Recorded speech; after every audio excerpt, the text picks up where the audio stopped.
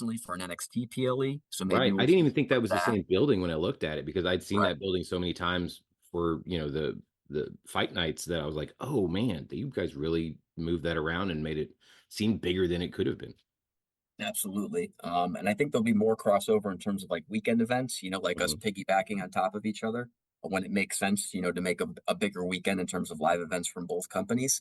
But yeah, I'm curious as well. I don't know what the future holds in terms of the interaction between our two creative silos, but I love meeting people and working with new people. Mhm. Especially because everyone comes from a different creative background and that can lead to better things for your product. So I'm all for it, that's for sure.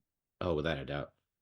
Now, you mentioned that you could talk 2 hours about the amazing people that you work with behind the scenes, and I really do think and I'm so happy that you came on the show that so that I could start helping shine a light on people that are behind the scenes that are really, like you said, helping push that storyline or helping promote even one superstar that people didn't think that they were interested in until they saw a video package. They're like, "Oh, maybe I'll give this person a chance."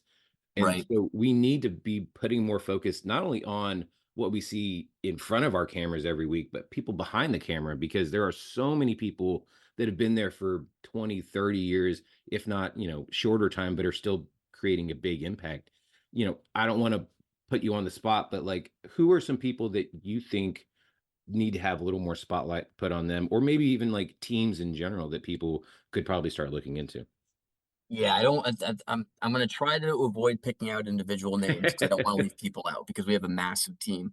But I think I can give you just a quick breakdown in terms of like the different creative teams that come together to put a Yeah. show together because it is pretty impressive.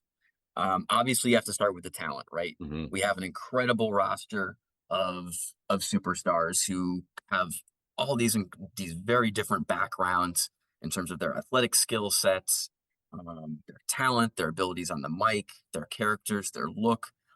So I think first and foremost, our roster is better than it's ever been. So we have Yeah. this incredible depth of talent to work with. Then you move on to our road crew, who are absolutely crushing it. They're doing 3 to 4 events a week, flying all over the country and now more and more all over the world to put these productions together. We've got our team in the truck, we've got our field producers, we've got our people on the floor, we've got our tech specialists. So we're talking about an army of people who are dedicated to putting on these live broadcasts and putting on a live broadcast in different cities week to week. No one does it like we do. And the difficulty and the lift that goes into putting a Raw, a SmackDown, a SummerSlam on. Um, it's incredible. It is absolutely mind-boggling what that team on the road does.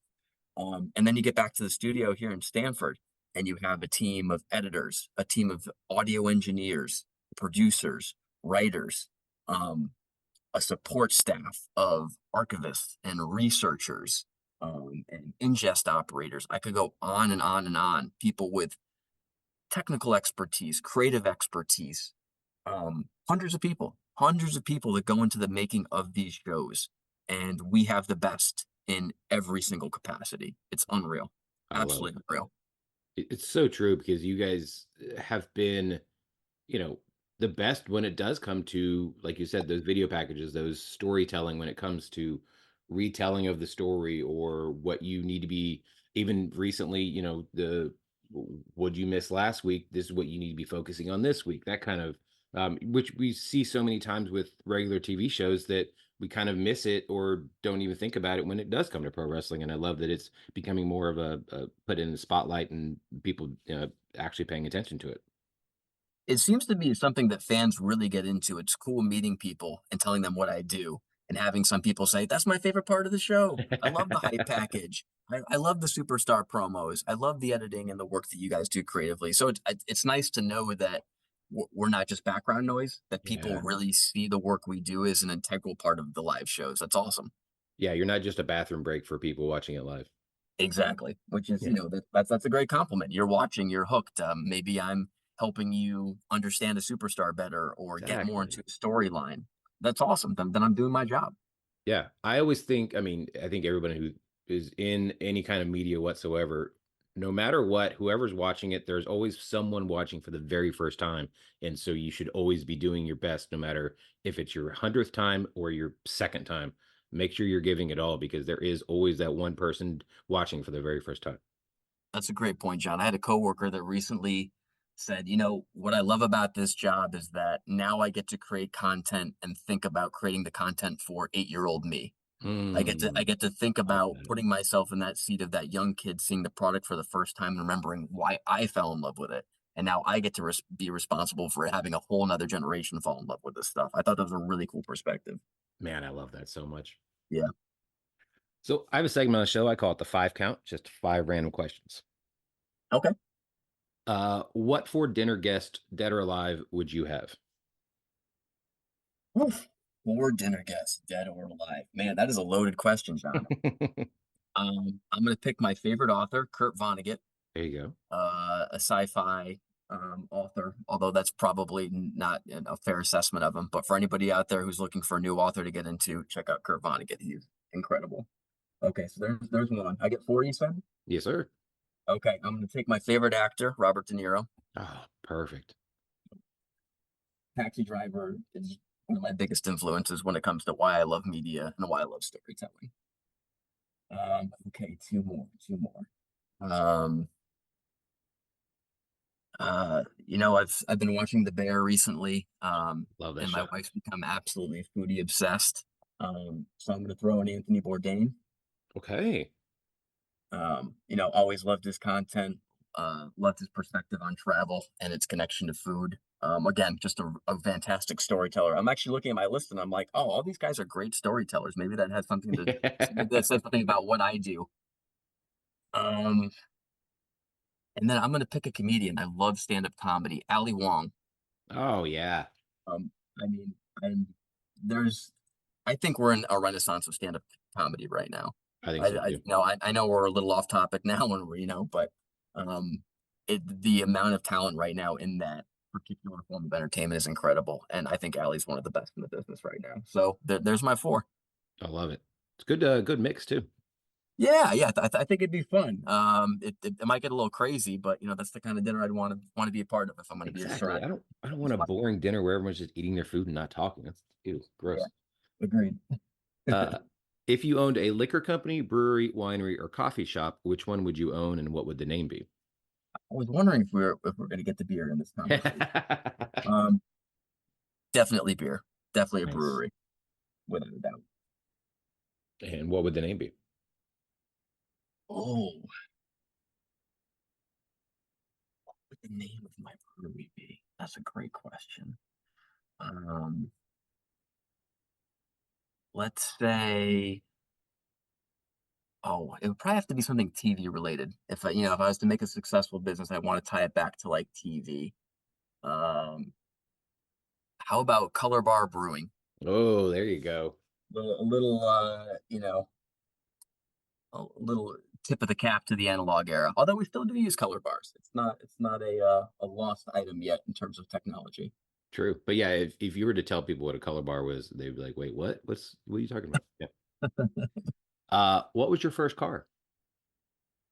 My first car, my brother, I have a younger brother, and we pulled our money together and we bought a Prism, a Oh, Toyota Prism. So it was like the early days version of, I guess, like a compact Corolla. yeah. And the funny thing is that years later, when gas prices started going through the roof, those prisms became these hot items because, especially if you were, and this was stick shift, by the way, main Hmm. car. So I wasn't allowed to get my license until I could change a tire, B, drive stick shift, and three, change my own oil. I had to be able to do those three things before I could drive. Look at you. Yes, my parents were very big on individual ability and not having to rely on others for the basics.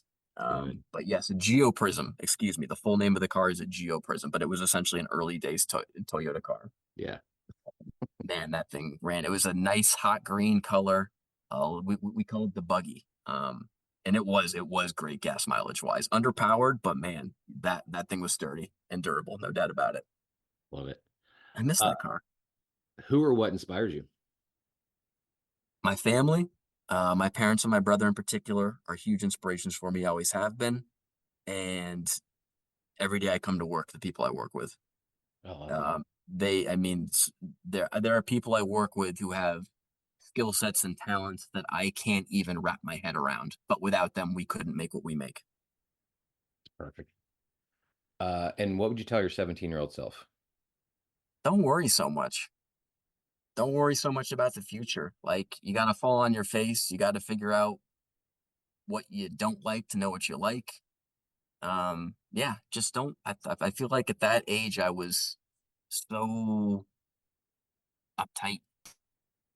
You have to have some fun stories about some behind the scenes things that have happened that you have maybe seen or been a part of, or obviously 12 years with the WWE. There's got to be something happening. There's been some fun along the years. That's for sure. Just in general, the insanity of live TV.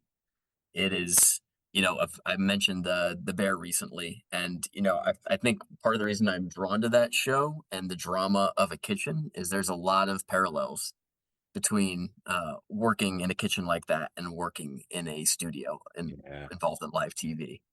It's we always use the term "hurry up and wait" Hmm. because there's a lot of you can only do so much prep. There's only so much stuff you can get ahead of until something comes down last second, and all of a sudden you're jumping out of your chair, running into a room, trying to send something out before it, with 10 minutes to go before it makes air. I mean, we've I don't know if you've seen. I had a coworker who put together a little behind the scenes video recently of what we do for what we call our back calls. So if you're watching one of our pay-per-views or what we now call our PLEs, when the events end, we'll do like these recap packages, right? That give you Oh an yeah. idea of what's just happened. Now, at the end of that recap package, we're showing you a match that just ended, right? Hmm. So we have people in the studio editing those last moments as you're watching the package live at home. So we're technically still editing a package while you're watching that package, just to give you an idea of like how last minute we're sometimes putting stuff together to get it out in time. So it's a level of speed and stress that I don't think a lot of people could handle. But for us adrenaline junkies, I think it's one of the reasons why we love this job. Um, a specific story, I'll give you a travel related story that happened recently. So we had a live event in Hyderabad, India last year. John Cena came. We had a lot of our talent. India is a very important market to us. Um, but travel came together very, very last minute. So it ended up being a situation where I was in the air longer than I was on the ground for the show. Um, so you get off the plane. It was the middle of the night. We get to our hotel close to the venue. Um, you know, India is a wonderful place when it comes to hospitality. They're Mhm. welcoming us. You're half awake. You have no idea what's going on. Your body clock's all messed up. You lie awake in your bed for 3 hours. I text my other buddy who was there to help with the show alongside me. And I'm like, "You up?" He's like, "Well, I didn't sleep. I doubt you did." And then you get up and you hit the ground running for the next 16 hours to prep for the show, make sure everybody's good to go, take care of the show, send all the footage back right after so people in the studio can use it to turn around for a show that day, and then hop right back on a plane. So there are a lot of just crazy stories like that where it's the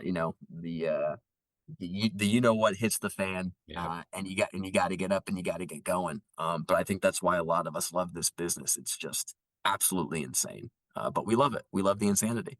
Yeah, it's very true. Well, so I'm curious also, what does a vacation look like? Is there PTO? Is there times that you can take off, but you're off, but you're still working? Like, how does that whole situation work? Because I've always kind of been curious about that too, because there is no off season. You guys Right. are, you know, uh, January 1st through December 31st. Like there is every single day you guys are doing something. I imagine a little bit during the week might be a little lighter, just depending because the events obviously are Monday, Tuesday, Friday, and then randomly Saturdays, or not randomly, but at least one Saturday a month. Um, Sure. and then WrestleMania time is obviously 2 days. Now SummerSlam, I think starting next year will be going to 2 days. Yep. But I imagine I don't think Survivor Series, but again, I didn't think SummerSlam was gonna be 2 days either, so who knows? But what does vacation look like when it comes to inside the WWE? I think we've done a much better job in my second go round Mm. of building depth and building a team